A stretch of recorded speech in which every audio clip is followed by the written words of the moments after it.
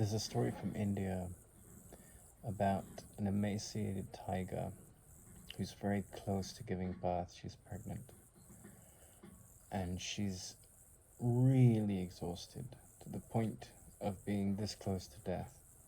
But she must eat to support herself and to give her enough energy to birth her cub. And she runs into the field after finally finding a flock of sheep. And as she runs for the weakest sheep, she lunges, and in the process of lunging, she also comes to being the point of birthing her cub. And this extreme movement, this extreme exertion, combining the lunge and the contractions of her birth, just collapses. The sheep gets away and she gives birth, but in the process she dies. And the cub is, wrapped in the amniotic fluid, and it's on the soils of the earth. And the sheep see that the tiger's no longer a threat, and they hear this crying animal, this baby, and they walk over and, chew away the umbilical cord, and the cub is raised by the sheep, and it grows up to be a very sorry looking tiger. Its parents now is the flock, and they show that food is grass. And so this fairly gingerish weakling of a tiger grows up thinking he's a sheep, bleating, and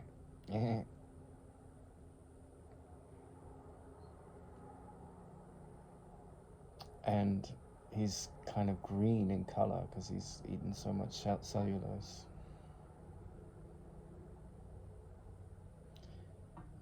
And then time passes, and a tiger comes hunting one day, and he's a immature young male, and the male tiger runs in chasing the sheep, and everyone, including the tiger, flee. But there's some instinct in this other tiger who thinks he's a sheep to stop. He's always felt a bit different to the rest of the sheep, and his instincts start to kick in, and the other tiger, the male tiger, is just like, what's going on here? There's a bleating tiger who thinks he's a sheep.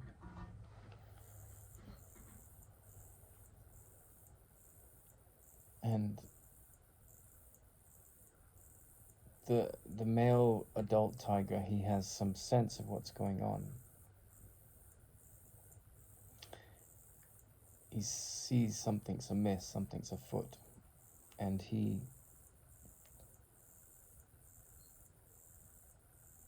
takes the young tiger, he says, under his wing, he says, come with me, So the green sheepish tiger follows him because he's kind of curious and not frightened, and they go through 3 trials. And the first trial is that the tiger roars, and he says, do what I just did.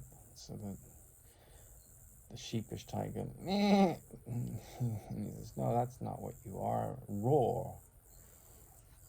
And so this kind of very squeamish yelp of a roar comes out. He says, okay, that's a good start, keep practicing.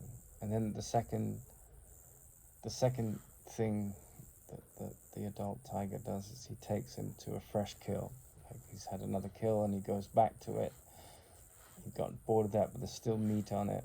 chases the other animals away, the hyenas or whatever, because he's the king of the jungle. And the other tiger encourages him to eat of the meat, and he gets a taste of this meat.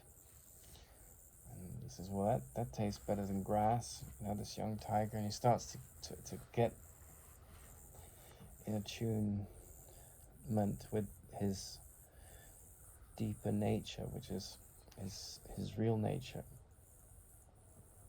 And then finally, the third trial is he takes this young tiger to the banks of the river. No, not the river, a pond, a very still pond. And the two of them look into the pond, and of course there's a reflection. And the older tiger says, what do you see? And he says, I see two of me, and he starts to get a sense of what his tiger nature is. And years ago, when I was 19, I met Tara G, my teacher. And his presence was just such a shock to me, because I'd met poet laureates, I'd met world-class scientists, world-class mathematicians, world-class ballerinas, homeless people, drug addicts, brilliant academics, great athletes. I'd sailed on whale research ships. I'd had so many experiences. I'd been to Iceland, but meeting him was like meeting this tiger when I thought I was a sheep. It was funny because in school, I was a very keen student, and there was a kid that used to say, there was a teacher, a geography teacher says, Curry, you bleat too much, stop bleating. Because I would be enthusiastic in the class, and so there was a kid that nicknamed me Sheep. And after years of him bullying me, I remember he walked past and banged my head against this pillar. And there was no thought in it. There was no thought at all, but he'd really been quite abusive to me for a long time. I was the butt of his joke. And no thought whatsoever, I just grabbed him by the blazer and the pants, and I ran him towards one of these sort of 9-paneled upper glass doors that have 9 panels, and I put his head through the glass, the only violent act in my life, really. And the head of English was walking by, who knew I was a gifted communicator and student and quite a good-hearted person, and he knew this other kid was just always out to bully. And he saw, the kid had taken his head out of the glass. He wasn't wounded at all. He was just in shock. It's been building up for years. And he saw the glass on the floor. He saw me crying because he'd really hurt me. I didn't hurt him. I didn't. He wasn't hurt at all. He was just in shock. And he'd smashed my head against a metal bar. And he said, Reddy, who's the kid that was abusing me, go to the headmaster's office. So he went off, and he never bothered me again. Never called me Sheep again. But, I was sort of hungering for something that was different, in which the education system almost always doesn't provide. And I stumbled onto this tiger of a man, Tara Singh, and I went through trials with him. My whole life has been in the mirror of that relationship. And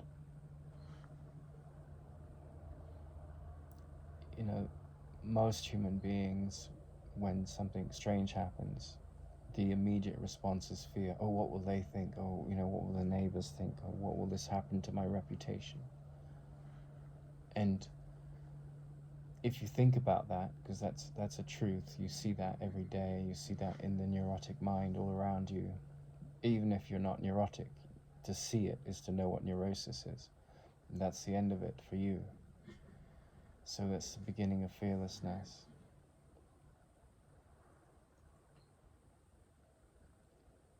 And in seeing it, you witness how insane the world is,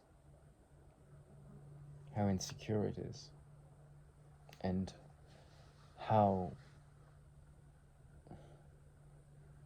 unintelligent that kind of reaction is. And you begin to see that, people that are different, that are non-conformists to the insecurity and the ways of insecurity,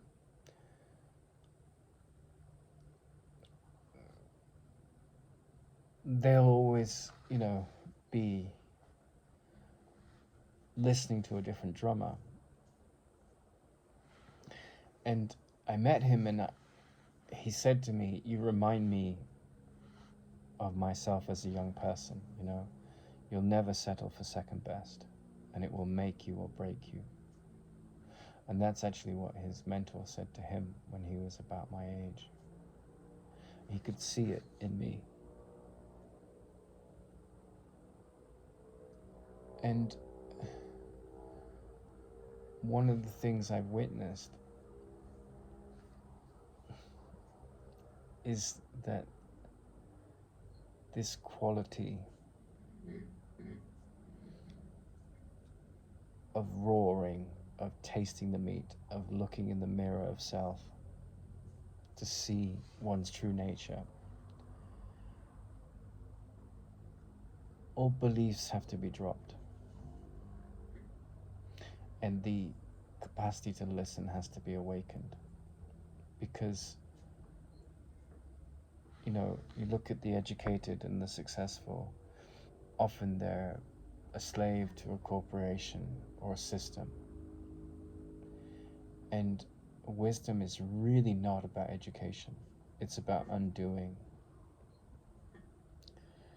And there's not an awful lot of profitability in that. It's the path of someone that's very simple. And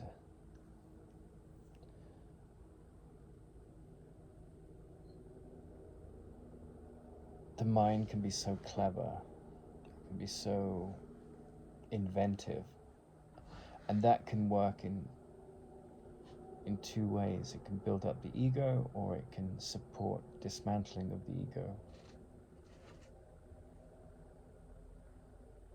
And the death of the sheep, the death of the identification as a sheep when that's not what you are, that's so vital. The thought system of fear is constantly looking to control, to sabotage, to manipulate, and attack and defend. And the thought system of love is about transcendence. It's about making contact with what is timeless and free of dogma and guilt and judgment. But then discernment has a certain place. You can see the good in all when they have no ethics, no virtue. And you can see how we crucify people with virtue and ethics. And you can see, what Krishnamurti said, it's hardly anyone on this planet right now can see just how insane the world is.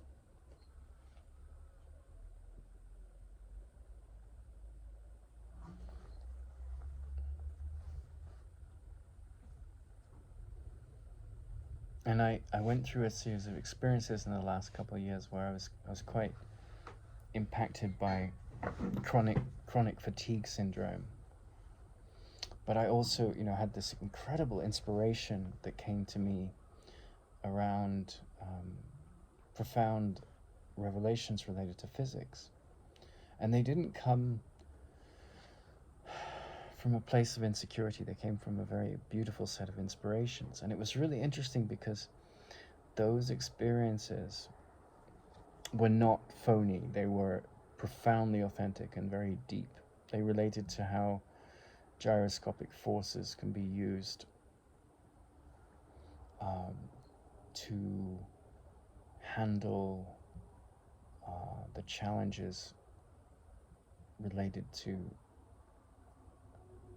nuclear fusion and making an artificial nuclear fusion reactor. And they were so inspired. But when I tried to explore those things, I saw how insecure society was, the nationalism, the petty gender wars, because I went on a degree course and it was just rife with these insecure academics who were out to fix other people. And they didn't know themselves. They were like the sheep,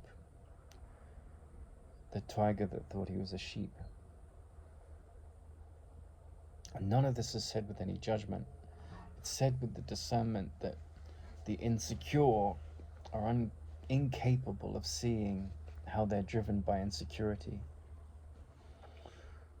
And I went to a university in Britain to study psychotherapy, and it was an amphitheater for this sort of toxic feminism and male bashing, right? Which is no different than toxic chauvinism. It's just a different inflection of it, the same insecurity from a different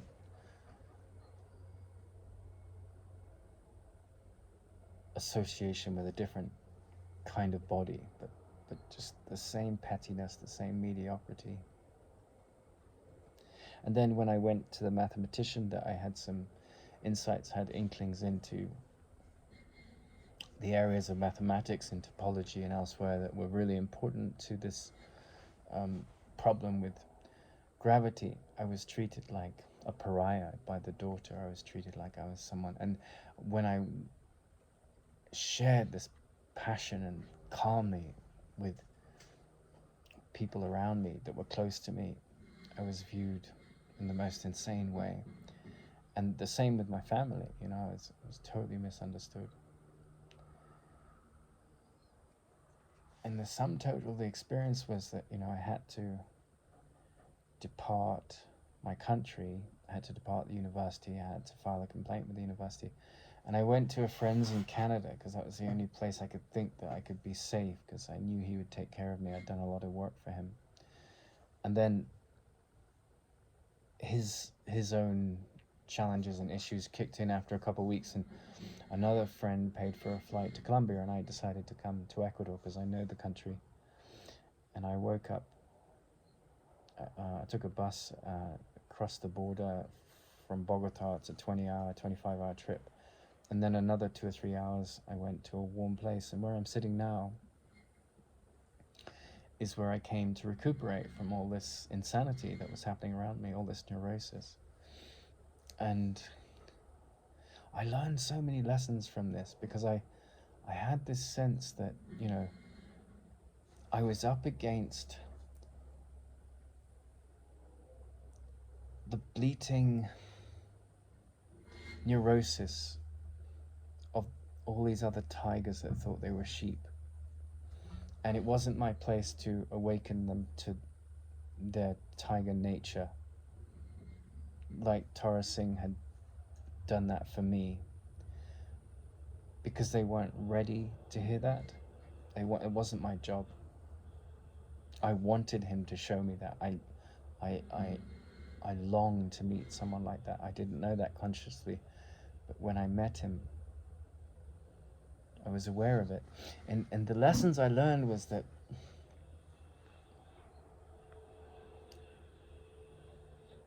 being someone that's not a conformist, a non-conformist, being someone that has a good mind and that is bright and ruled by inspiration and not man-made laws, but also someone of virtue that doesn't break the law, is so threatening. to academic systems, to insecure doctors, to moneyed professionals. And I trusted when everything was going wrong in my calmness. And I ended up in this house where I have my own kitchen, my own bedroom. It's a beautiful climate. And I've had to handle the recurrence of this chronic fatigue. And I was safe. But I saw, because I was taken in my complaints, I had to go to the Solicitor General because the university protected the academic, then fired her after she had led a rabble of abusive students. And it was one of the most shocking experiences in my life, but it was a sort of affirmation of everything that he represented and taught me, that the world is not interested in enlightenment. The world is interested in, because enlightenment means you're coming from a place of giving, and the ego is from a place of insecurity and lack, and it always needs and wants more, and it doesn't know what inspiration is. It's conformed by an insecure educational system. It's conformed to obey this militaristic like system that is, always on the shoulder, looking over its shoulder to see who's going to attack it and how it has to defend itself. And I could see in the academic world, whether it's in the realm of ecology or economics or psychotherapy, that it was primarily dominated by insecurity and prestige that comes from worshipping insecurity. And I could see that in the religious, because in the short period I also went to a monastery, and 2 monasteries in this time, and one was Buddhist, one was Christian, and there was no unpredictability in it.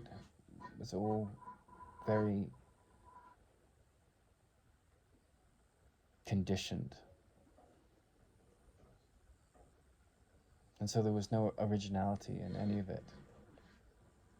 It was just kind of manufacturing businesses, manufacturing conformist believers, just as the university tended to be manufacturing minds that weren't interested in undoing, but minds that were dedicated to conformity and insecurity. And you can't judge any of it, but you can discriminate. Like, I got to this field and I said, I'll be taken care of. And I'd been kicked out of my home. I'd been made out to be a monster by people who were insecure. And I wasn't interested in supporting their toxic arguments about men or about women or about transgenders. I wasn't interested in any of these reflections of like these insecure ideologies, and I didn't judge them, but I had my own voice. And if you have an original voice, then the world will tend to crucify you. I don't mean like an artist like Banksy that, gathers a following and, says down with the police and sort of reactive mind stuff and not judging his work. But a voice that isn't driven by the earth energies or insecurity,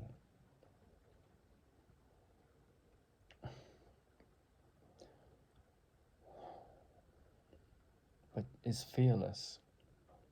And coming to a state of fearlessness, it's not an action of recklessness. It's not like I'll jump out of this airplane with a parachute on and wing it. I've never jumped out with a parachute before.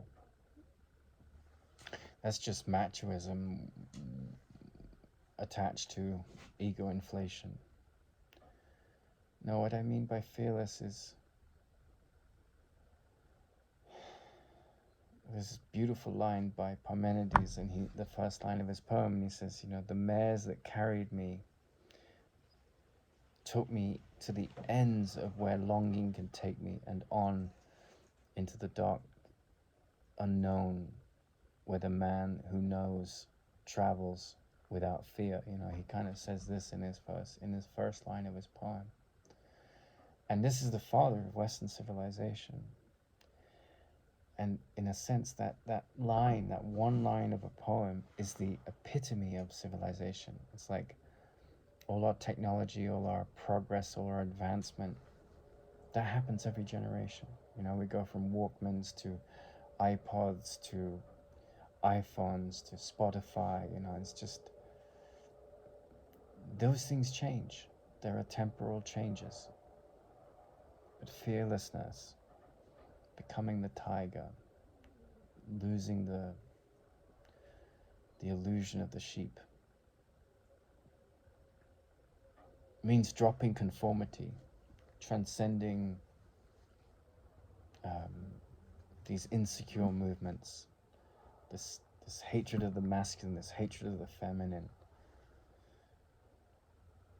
this guilt trips on your ex, these mad crusades to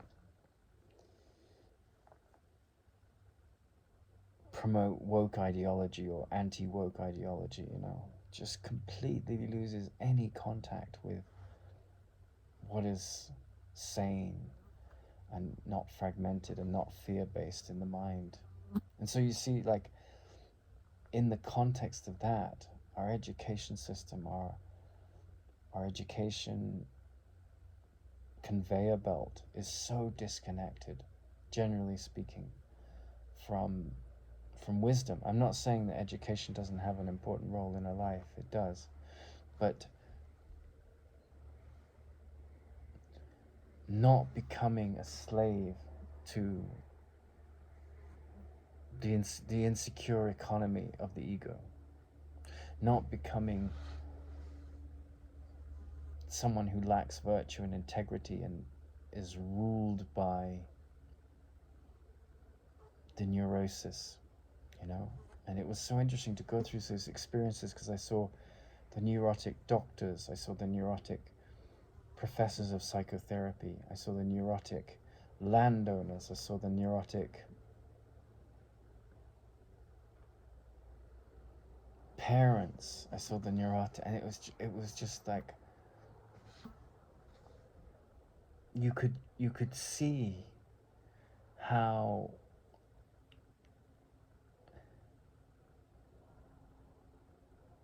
handling the process of disengaging with the neurotic mind was not the business of the world. It wasn't the business of psychotherapy, because that was more about, trapping people in an ideology, generally speaking, unless it's very advanced and evolved. There was all this talk of non-judgment, and there was a lot of judgment. So you can say one thing and do another. So awakening, transcendence of fear, it's not the focus of society. Society will put the virtuous man in jail, right? Christ was crucified, So anyone that is not careful, and by not careful I mean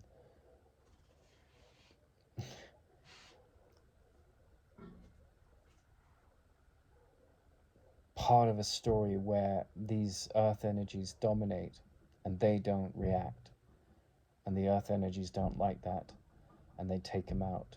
That happens a lot. People get crucified all the time, not on a cross, but like the moment you point out hypocrisy, the moment, and you're forced to, or the moment you won't take a side, the moment you don't fall for the vindictive arguments of an insecure, egotistical version of what's going on, the moment you don't rally to the defense of how women are abused by men throughout history, and men have been tyrants, and we live under this toxic patriarchy,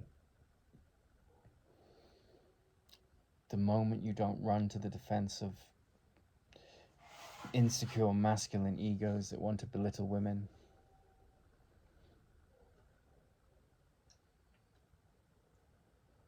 the moment you don't fit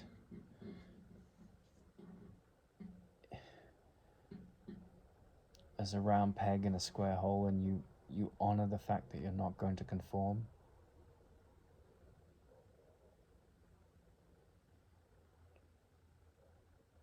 then you're contemplative, and you can be very, very threatening, because you're not falling for a cookie cutter model of what the deepest aspects of your humanity represent. You're unpredictable,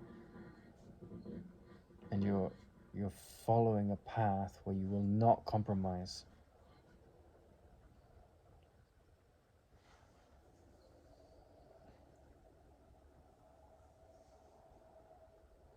And you see how, the universities can be run like mafias, run by, and they wear all these pretty clothes, and they look the part, and they say all these nice titles about themselves, and give these, glowing references and things, but, you can spend your whole life in a system like that and not make any contact with your deeper nature. Just live at this sort of superficial place, and you can also be in that system and be a source of light and meaning.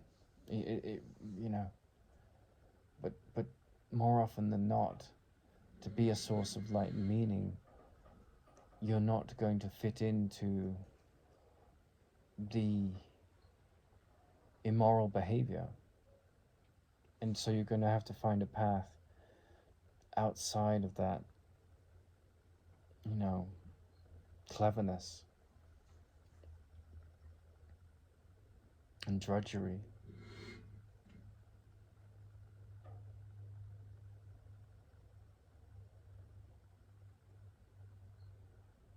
And if you meet someone that's a tiger, like I met Tara Singh, he was like a tiger. In the metaphor I'm using,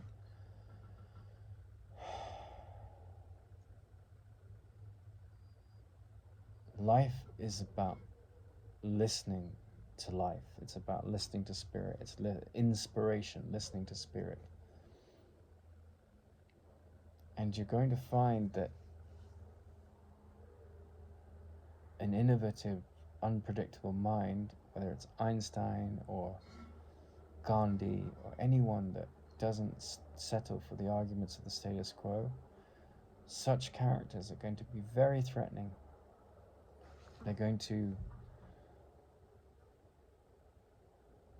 not be liked, generally speaking, right? And you look at the example of Jesus, he was a man of virtue. He was a man of clarity and wisdom. Or you look at Ramana Maharshi, and he wasn't trying to convert anyone. He wasn't trying to take on disciples. They flocked to him. And he didn't want to be anyone's teacher. And the real teachers like that. They don't want someone to come and, hobble around them, and they don't suffer fools gladly.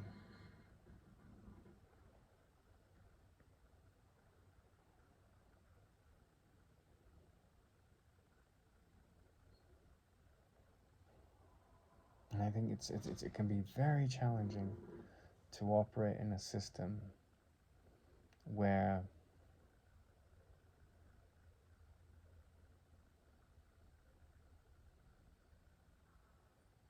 your interest isn't based in mediocrity or insecurity. It's based in alignment with wisdom, alignment with simplicity, alignment with humility.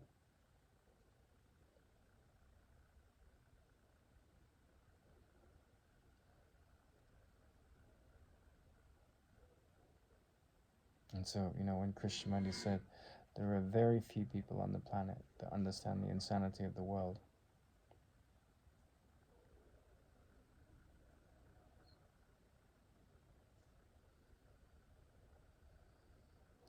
There's two levels to it. You understand the insanity for what it is, and then you don't judge it. You don't let yourself be a victim of it. That takes enormous agility, enormous intelligence. A mind that never complains, not because it's studied the Stoics and that's the right thing to do, but because it's mastered listening, discerning, not pandering to insecure belief systems or insecure mobs, or falling for a trend or an insecure argument to support some scapegoating story.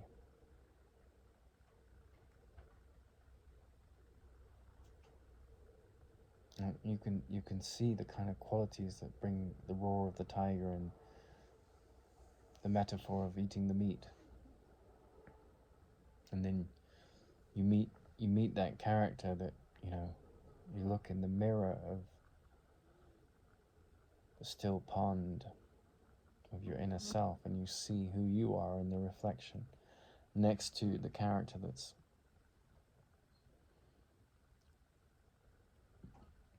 pointed the way to see what's real and what's not, what's fake and what needs to be ditched because it's fake. That undoing is the blessing of the presence of such a character. And they'll be uncompromising. You're not a sheep, you're a tiger. And that has to be, it is about someone not wanting to be ruled by fear, not wanting to be ruled by the insecurity of pettiness and mediocrity and gender wars and nationalism and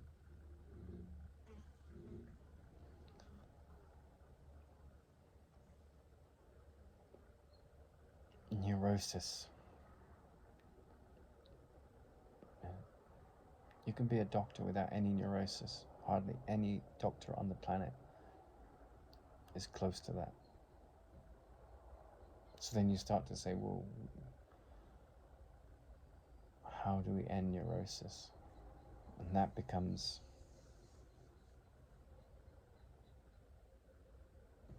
essentially a quest for what is fearlessness? How do I see through my fear? We teach mathematics, we teach English, we teach Spanish, we teach French, we teach Chinese, we teach conformity unconsciously.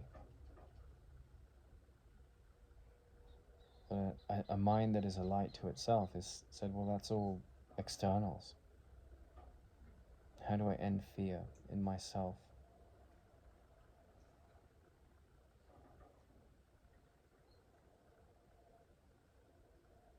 And if you're not asking that question, you're just,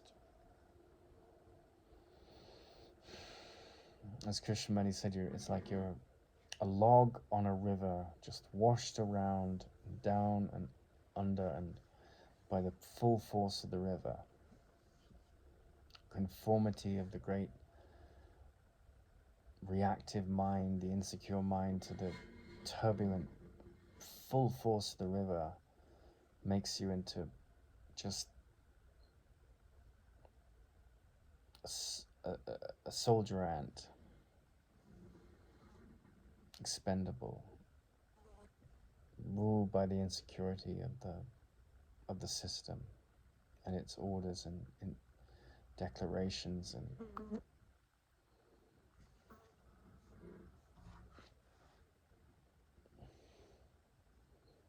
ideologies. Or you become the full force of the river. And that doesn't mean you become a Napoleon and conquer the world. That's just insecurity amplified. Okay, he had some refinement at moments, but he was a brutal dictator, beloved by his men because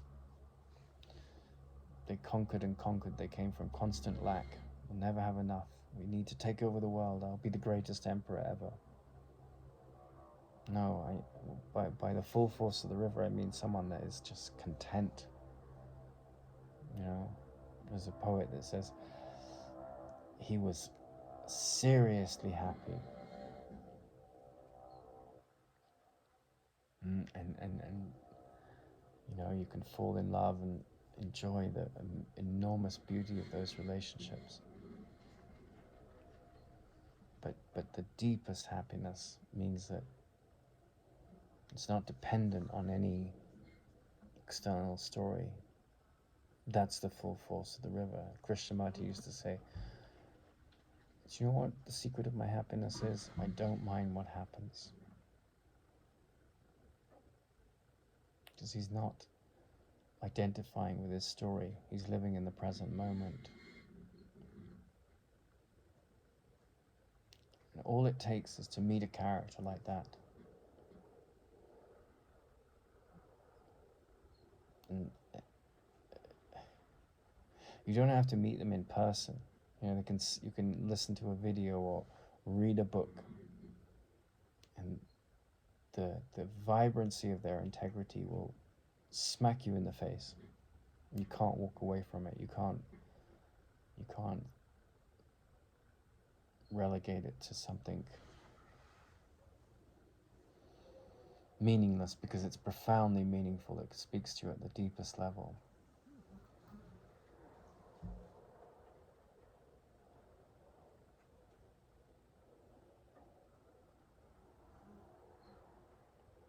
But it's only because you've cultivated, in spite of all the insanity around you, in spite of your screwed up parents, in spite of your screwed up society, you've said, I will not settle for the lie. I will find a way to open the ears of my discernment. I will give myself to learning to love. I will give myself to simplicity, to giving, not coming from a place of lack. And life opens the doors. You find somehow you get supported, because you're not living by the violence of the world.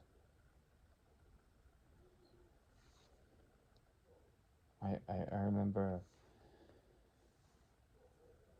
having the option in high school to join the military training academies that were in the school. It didn't even cross my mind. Not even came close. Why would I do that? And you had that scene where Jack Nicholson is in, it's a movie about this general or superior military officer that's put in a courtroom under trial, right? And he's arguing that there has to be a bulldog like me to defend our nation. I keep our nation safe. And from the perspective of the nonconformist, it's utterly insane, because of course peace on earth will only come if everyone becomes peaceful, if everyone masters peace and outgrows the insecure, reactive mind. So that makes good movies. He sounds like a compelling patriot, but the priests of the organized church, they bless the battleships. My God against your God. Well, it's the same God. Two Christian countries fighting, whatever. Could be different religions, but it's all ideology. It's all insecurity. And so hardly anyone gets, the insanity.